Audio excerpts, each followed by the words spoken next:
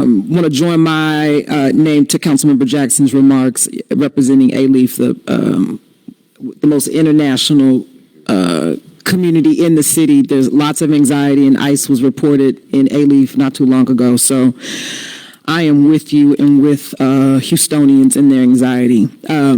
But happy birthday, brother. It's my big brother's birthday, and you're the best big brother. Love you very much. Wishing you nothing but success and abundance. And we also have a birthday, Katie Bassett. She's turning 80 years old, a constituent of District F, known to jump on a trash truck when they come into the neighborhood, and I've had to tell her to get off the trash trucks. Happy birthday to you, Miss Katie.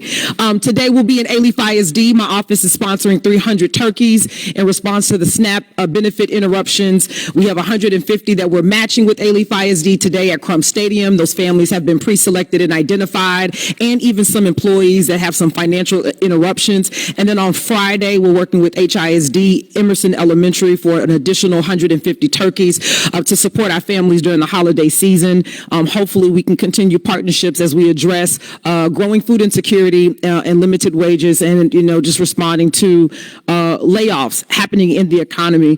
Councilmember Alcorn tagged the item, but I am excited to vote next week when we return on the $28 million Bissonnet Safe Streets project. This is a long time coming. I believe this project was submitted in 2021. It's in District C, F, and J, and we all wrote letters of support to address pedestrian deaths on the west side. And throughout that entire corridor, we have some of the highest incidents of pedestrian deaths, and I am excited that we're finally getting this on the line. So hip, hip, hooray. Looking forward to unanimous vote on that. And speaking of pedestrian death, a couple of weeks ago, we had a 3-year-old that was hit and killed by a driver who fled on OC, which is closer to the eastern part of the district, closer to Piney Point, Westmont.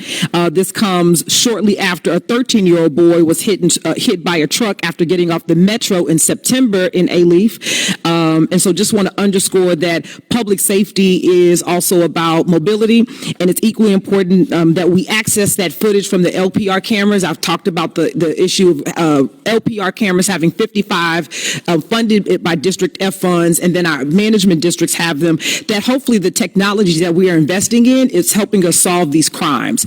So this goes back to my point about making sure we have the reports and the actual data about the impact and not just anecdotal stories. So I do want to highlight that in my heart and condolences continue to go out to the family that lost their child.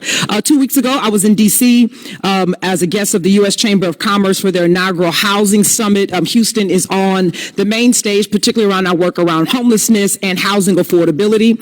The panel was moderated by Dennis Shea, the Executive Vice President of the Bipartisan Policy Center, and I was joined by a host of others talking about Houston's work.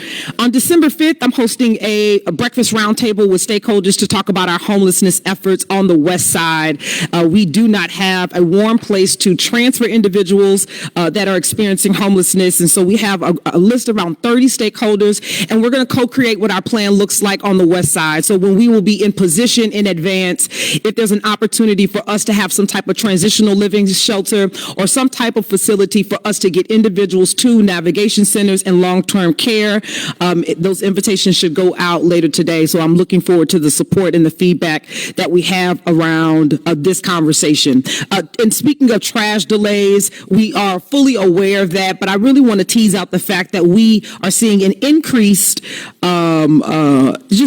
illegal dumping on top of that. Contractors, toilets, carpets, mattresses, and this is not household trash. So contractors and dumpers are literally going to neighborhoods and dumping debris in these neighborhoods, which overextends an already lean solid waste department. So we really need to bring attention to that. And again, I'm going to go back to flock cameras.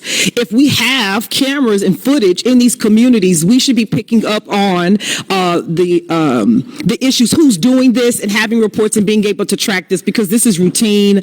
My office receives emails, phone calls, you name it, Facebook photos constantly, and it's contractor debris. This is not normal household waste, and I want to emphasize that.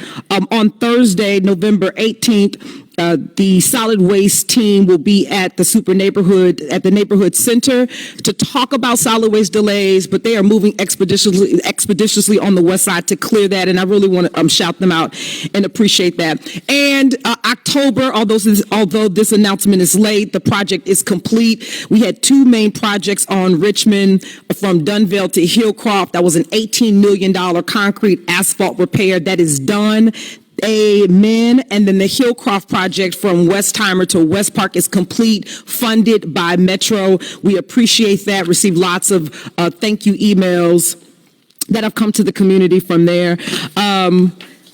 Last week, I was able to join Councilmember Evan Shabazz in celebrating Zuri Gardens, Houston's first 3D hybrid printed development in the city of Houston. And I would say probably one of the first hybrid 3D printing housing developments in the nation, which really signals to the point that Houston continues to lead around housing. So Councilmember Shabazz, congratulations on that development. Looking forward to the actual ribbon cutting in the tour. It speaks to affordability. These developments would range up to like $225,000, which is extremely affordable.